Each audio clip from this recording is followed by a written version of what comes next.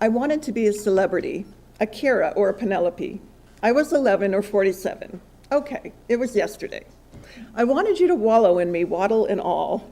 Naturally, you anticipated me, making plans with penalties. You could simply cancel them to prove your love. Meanwhile, at Maria's house of hair, Maria jousted with her suitor, flaunting a hot curling iron. I wanted to be Maria, so I twittered on about craving pink quints, worrying that their fight might manifest in Mentia. No, I do not have kids. Yes, I can herd cats. In lieu of appeasement, I try to amuse. Dutifully coiffed, I tripped down the block, dimly agonizing that I had not left a tip. What was I thinking? What was protocol? Was it proper to tip a proprietor? I could not recall, so I rewound, waving a 20 in the air like it was nothing to me. Maria fluttered hair goddess air kisses on my shame-stained cheeks. Obnoxious holiday, I muttered, but the words would not even be mine. Meanwhile, I was so tired from being beautiful and right, ironing lingerie, and nothing quite like steak.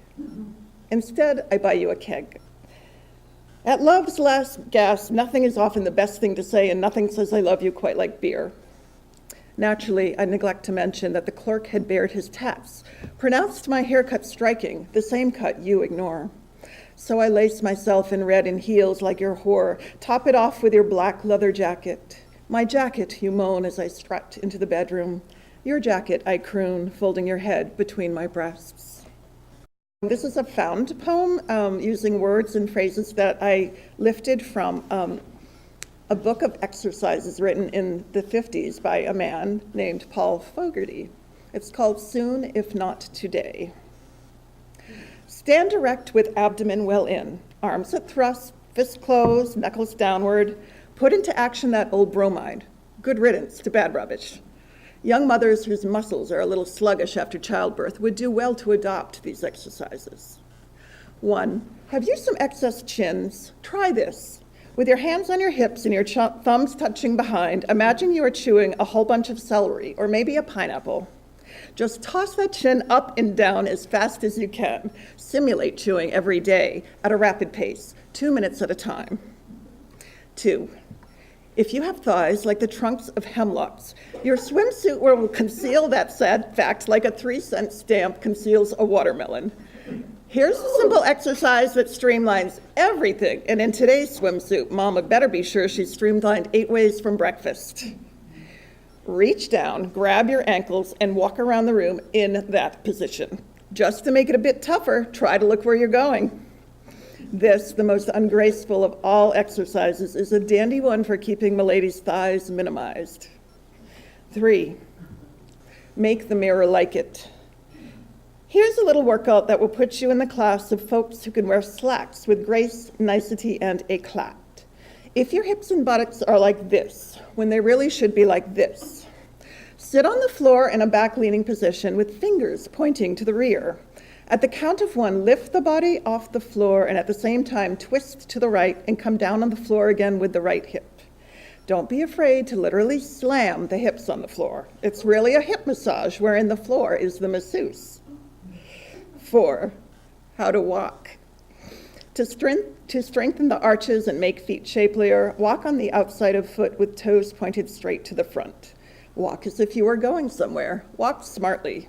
If you must point the toes outward, please don't do it at a 45-degree angle, as if you were trying to figure out which foot to follow, the one going east or the one headed toward the setting sun. 5, concerning these exercises, the most pleasing words ever to fall upon the ears of a woman are the thrilling, magical, and long-awaited, "Haven't you lost?" When a lady walks into a canasta room and is greeted by those 3 little words, all is right with the world, there's a God in the heavens. Riff before a high school reunion. This takes an epigraph from a little lyric by Neil Young called, a little lyric that says, "Everybody knows this is nowhere." Neil Young. We are going back to my birthplace, where the deciduous Berkshires are just beginning to shake off the season.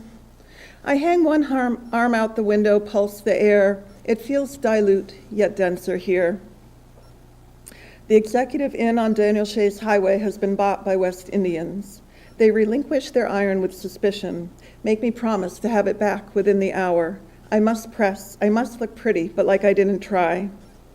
Fred's house. He looks the same, but bald. Wears a tie-dyed tee, white carpenter pants, I seem to recall. We hug, clumsy. My husband Chris wears khakis, still has hair, pumps Fred's hand too hard.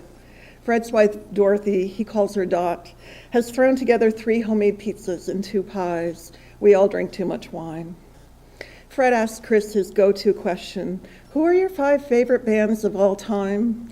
I know Chris has 5 spot-on answers, but when pressed, he can't come up with one.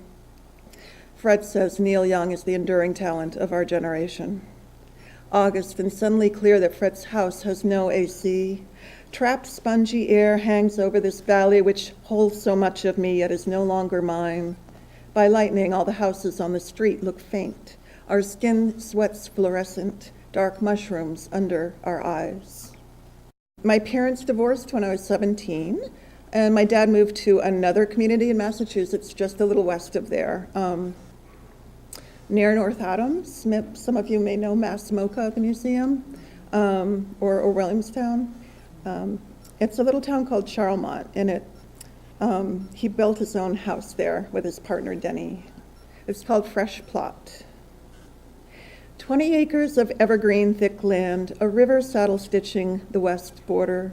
The Chickley, the mighty Chickley, you baptize it. Why not? It is yours now as much as water can be claimed, held in the hand. In the Berkshire's grassy foothills, you keep the walls glassy for the view. 2x4s and 42 buckets of sweat equity, all your savings. You pick black granite for the kitchen counter from a local quarry, and oh, how that rock sparks in the angling sun. Drinking water would come from a well. Town lines don't go out this far, but that's swell, you think, more pure somehow. And yes, a nuclear power plant 1 mile upstream, but not to worry, it's being decommissioned. So Charlemont was just a mile downwind from Yankee Row, which was the 3rd nuclear power plant built in the country and the 1st to be decommissioned. And there were a lot of lessons learned from its history. So there are a few poems kind of weaving together these stories. The next poem is called Eclogue on Decommissioning. Fog scrims the Deerfield River Valley. Leaves bleed through, bent south. Gourds bloat, rupture on vines. Our plant is no exception. It too has begun to dismantle in much the same way a glass dish would crack if doused in cold water. Where to begin? No blueprint, no wrecking ball, no countdown to blast. But each pipe, seal, and bearing must be mourned and laid to rest. Make no mistake, for each method a cost. Whether to store it dry or wet addles your brain. Odds for cross-contamination curdle your spleen. Perhaps we ought not place blame. Go on, bury it, as quickly and quietly as you can. Dump it in dark trenches in towns with jowled porches and slow swaying stoplights, modeling a river with no will left to say no.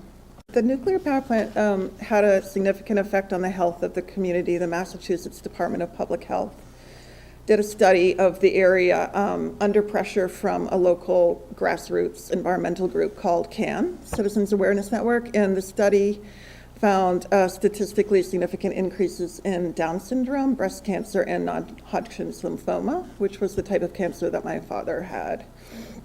It caused him to have, in the beginning, the symptoms were short-term memory loss. He couldn't remember kind of where they kept the plates, where they kept the spoons, that kind of thing.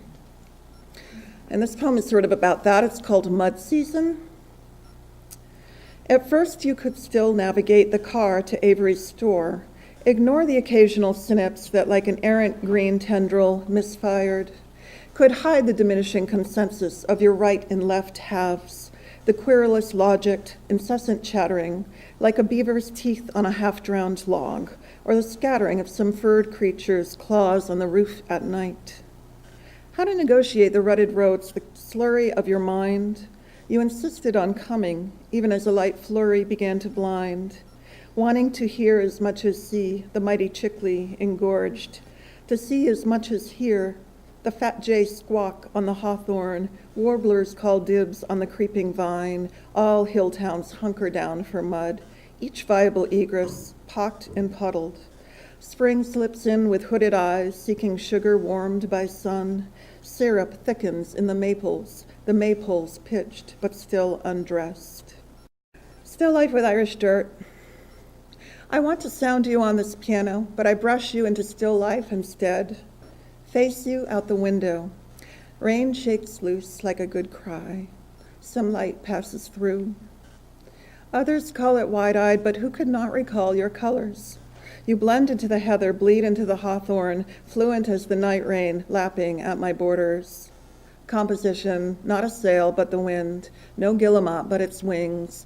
Years you've been at my bedside, yet I still can't see where you end. Nights you ghost the Connaught coast, tending to what needs.